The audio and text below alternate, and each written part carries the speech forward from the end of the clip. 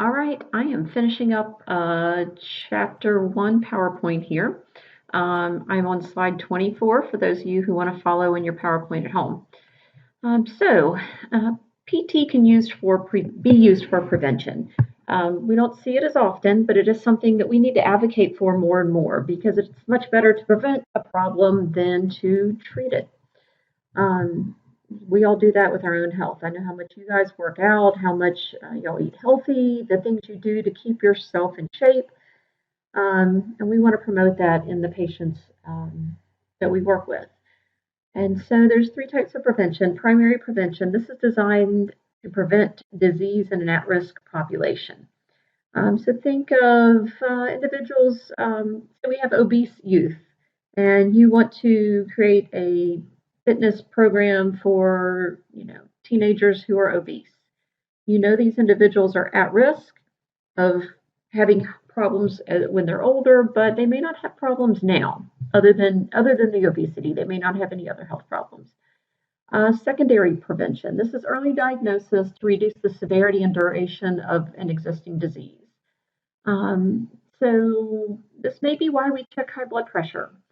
We can diagnose high blood pressure early to reduce the severity. If somebody's not diagnosed with hypertension until later, or maybe when they have a stroke,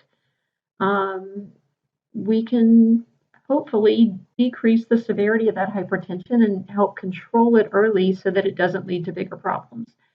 And tertiary prevention, and this is the use of rehab to reduce the degree or limit of a disease that already exists. So I think of this as somebody in cardiac rehab. Somebody has had a heart attack, somebody has had open heart surgery, and they are getting cardiac rehab based on the problems that they've had. Right, when you think of your patients and their health, there are a lot of risk factors that are involved in their overall well-being. Some you can change, some you cannot.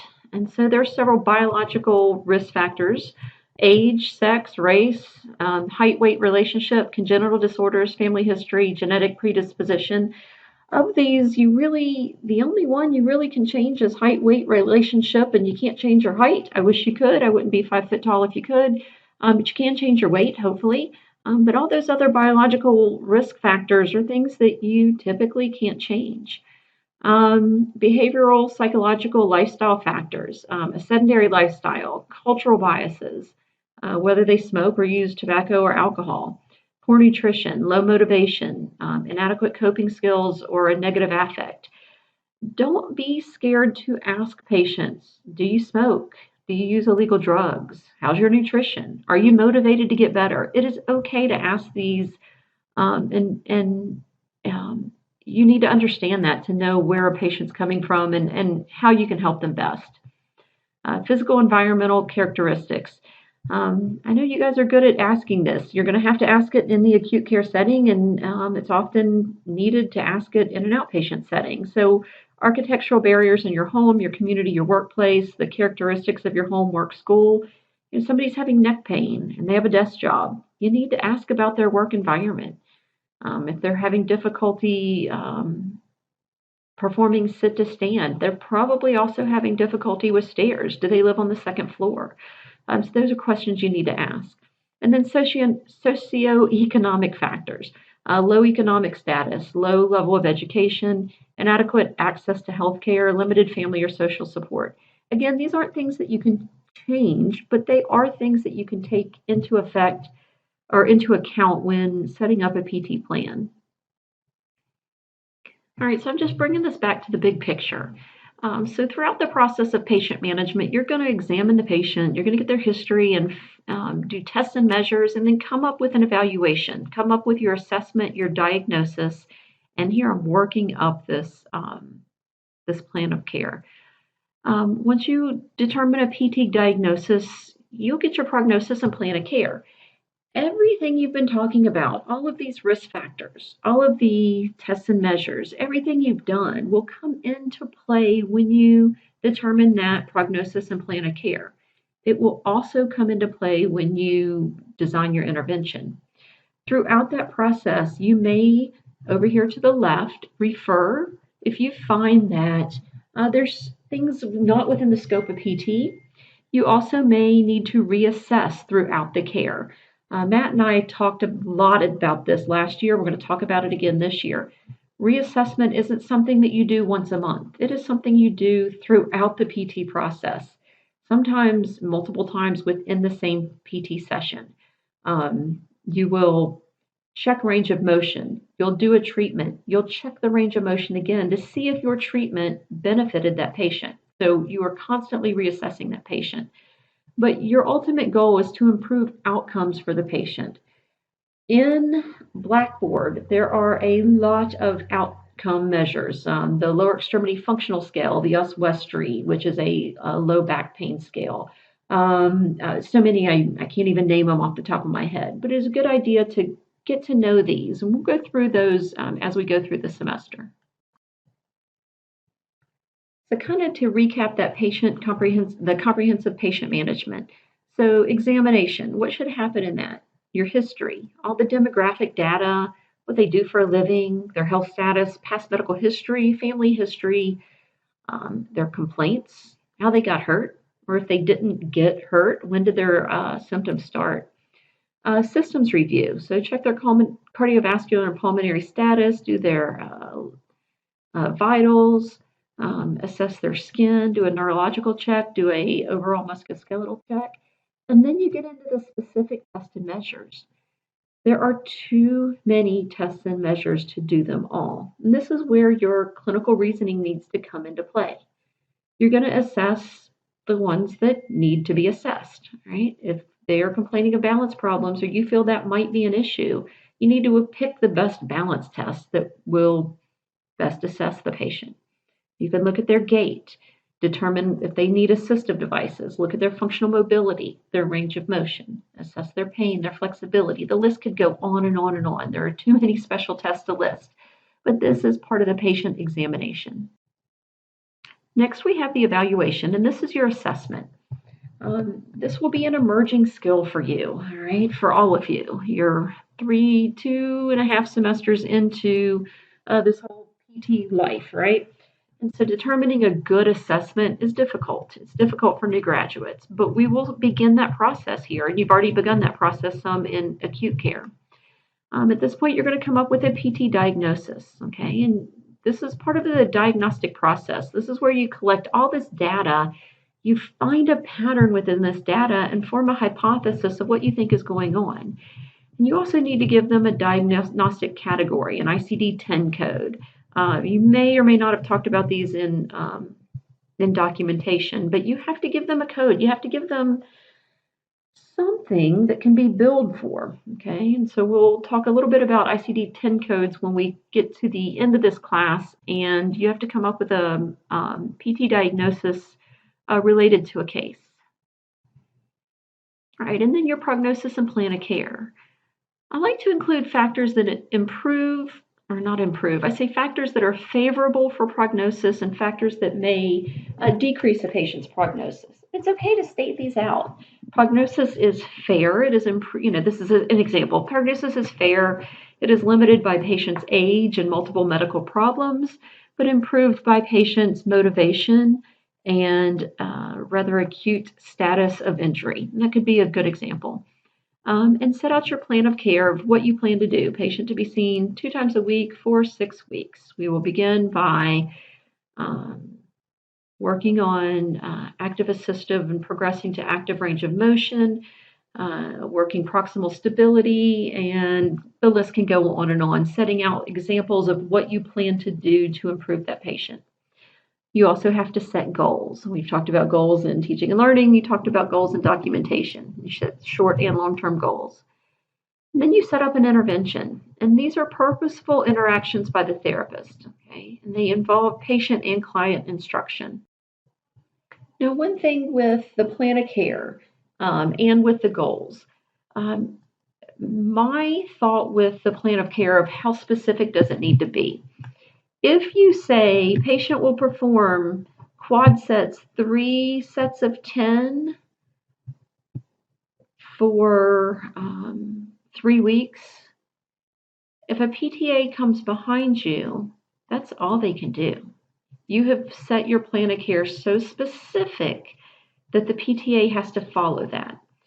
But if you say begin with open kinetic chain exercises until patient has full control of their lower extremity and can fully weight bear. Once able to weight bear, then we'll progress with closed kinetic chain exercises. That's pretty specific, but general enough that a PTA can follow and create their plan of care. Also with also with goals, make sure that you're including what the patient wants. All right, don't just include PT goals. If I want to increase range of motion and strength, ask the patient, what are your goals? Make sure you put that in here. And kind of circling back to the beginning, intervention categories. We're not just talking about strengthening and range of motion. We can talk about patient instruction, airway clearance, assistive technology, such as how to prescribe or apply or modify different orthotics or prosthetics, biophysical agents. You guys know all about those. Functional training, integumentary, manual therapy, motor function, therapeutic exercise. There's a lot you can do for interventions. And in our class, we do expect you to integrate all of that. And so when we're talking about what would you do with this patient, yeah, this is exercise prescription. But if you feel that a biophysical agent would help, let us know that. That's perfectly appropriate to say in this class.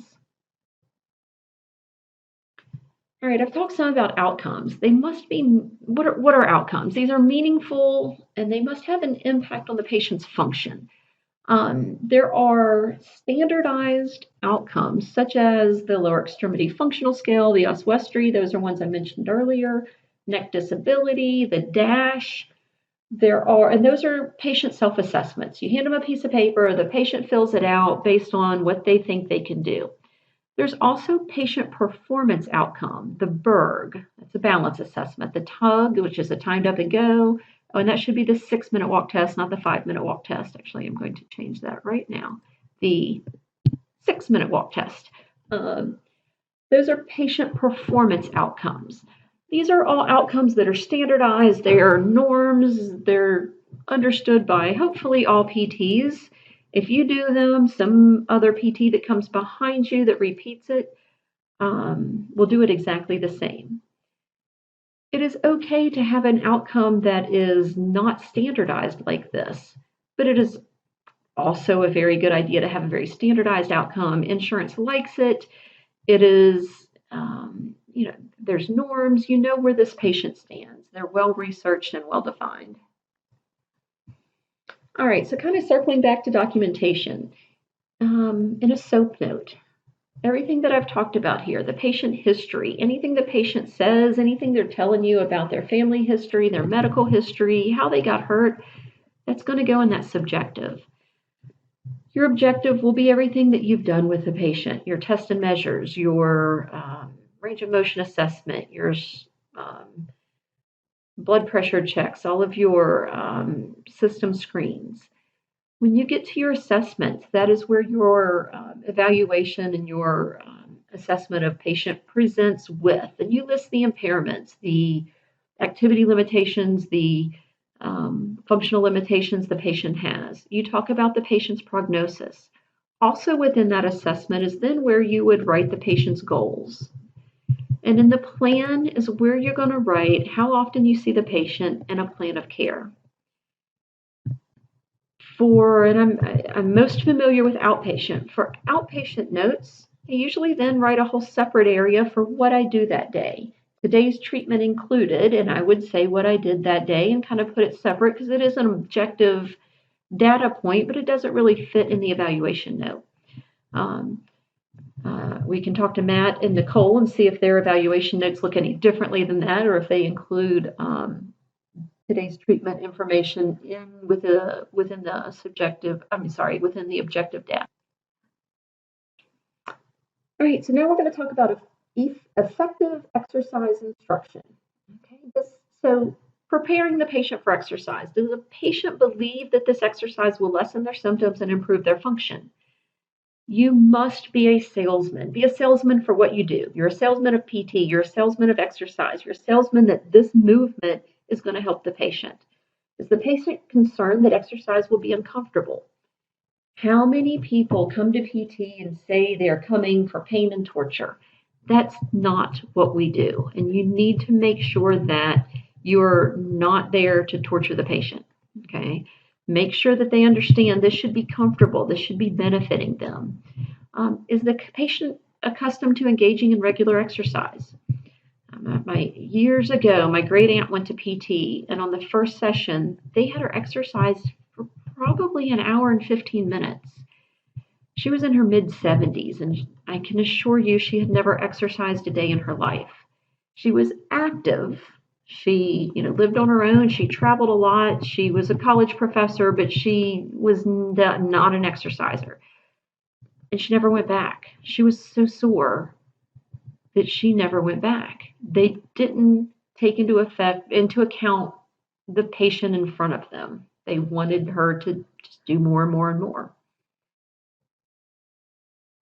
All right, so a lot of this is going to be a review, and so you're going to have to, and you will be tested on this. So I taught you this. Hopefully, you remember it. So think back to tasks that are open and closed, and if you can't figure out what an open versus a closed task, or what a discrete versus a serial versus a continuous, we either need to have a discussion on Wednesday, or you need to go back and look over things. So actually, maybe this next slide. Yeah, this next slide helps cheat. So a discrete skill has a clear beginning and an end. So a kick in football, you kick it, it's done. A serial skill is several things put together, like a triple jump, or putting on a shirt. So you would, or especially like a button-down shirt, you put one arm in, you put another arm in, you straighten the shirt up, you button several buttons. And so that's a serial skill because it requires several different things to get the task done. And then a continuous is the same movement repeated over and over again, such as swimming or walking. And here's a good chart to talk about open versus closed, and then with or without variability, body stable and body transport. So realizing that an open task will have a lot of variability, a closed task will have minimal variability. That is one way to make something more difficult in a motor learning environment, is to move it from a closed to an open environment. And don't forget about the stages of motor learning. So when somebody is in that cognitive stage, they have a lot of learning. I mean, they go from not being able to do it to being much better. They improve quickly, but they still are not very good at it, as you see from this little chart here. They're still trying to figure out what to do and then how to do it. During that associative phase, they have fewer errors. They're starting to fine-tune it. And then during the autonomous stage, they're adapting to doing it in different ways, many variations, and in different task demands. So sometimes you need to do things part versus whole. And if you remember, you can break things into part easily if that task can be broken into parts. Sometimes you have to teach things the entire task because the task really can't be broken down into parts. And then with practice, sometimes you want to block the practice and you do the same thing over and over. Sometimes you want to make it random. If the person has the task down and they need to be able to do it, so say they're in that autonomous phase and you're hoping that they can do that task in many different ways, you don't want to have them do blocked practice. They need to be able to do it in a variety of ways. But maybe at the beginning, they just need to get the task down. They may need that blocked practice. All right. And then there's feedback. There's intrinsic and extrinsic. So intrinsic is what the patient feels, what they hear, what they see, and extrinsic is what they get from you. You can get knowledge of performance and knowledge of results both intrinsically and extrinsically. So intrinsically, knowledge of performance would be seeing that we're going to go back to throwing the cornhole. If you were able to see where the cornhole hit, That's your knowledge of performance. Yes, I hit the board or I didn't. Being able to touch it or and feel it. Knowledge of results is, and I don't know what basketball. I'm trying to see why it says that. I'm sorry. Okay, so I'm back. Knowledge of results would be, in basketball, scoring, or a tennis serve making an ace. So finding out the results. So knowledge of performance is more that internal with the intrinsic feedback of being able to feel it, where knowledge of results is being able to see it actually be accomplished. With extrinsic feedback, it is other people telling you this. So knowledge of performance would be me telling you that your arm is too high, or that you're moving in an incorrect position. Where knowledge of results would be you just scored, or your lap times are, a certain amount. Again, one is not always better than the other. But if an individual can be told their results and can figure out on their own with their intrinsic feedback how to perform it better, that's a great way to learn. They tend to retain it better. But a mixture of both is what is going to be needed. It's pretty rare that I can think of a situation where a patient would learn only based on knowledge of performance or only based on knowledge of results. And also, it would be rare that I think of a patient only learning based on intrinsic versus extrinsic feedback. You need a combination of both. And if you want to review motor learning principles and exercise instructions, there's characteristics of the learner and different instructional strategies for these three stages, for the cognitive, associative, and autonomous stage in box 1.22 in the book. So an excellent review. All right, and finally, getting patients to adhere to their exercise program is very important. Some strategies that you can use. Identify personal benefits from this exercise program. So if you can tell the patient why they're going to benefit from this, maybe they'll stick to it better. Explain the rationale and the importance of each exercise. I can't tell you how many times I see PTs just going through exercises and the patients have no idea why they're doing them or why they're important. Relate the exercise to the patient's goals. Point out their progress.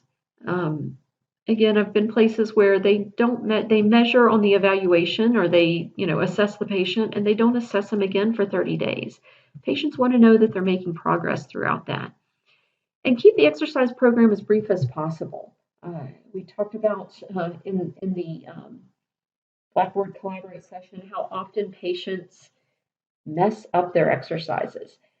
Find the important exercises and make sure the patients are doing those at home.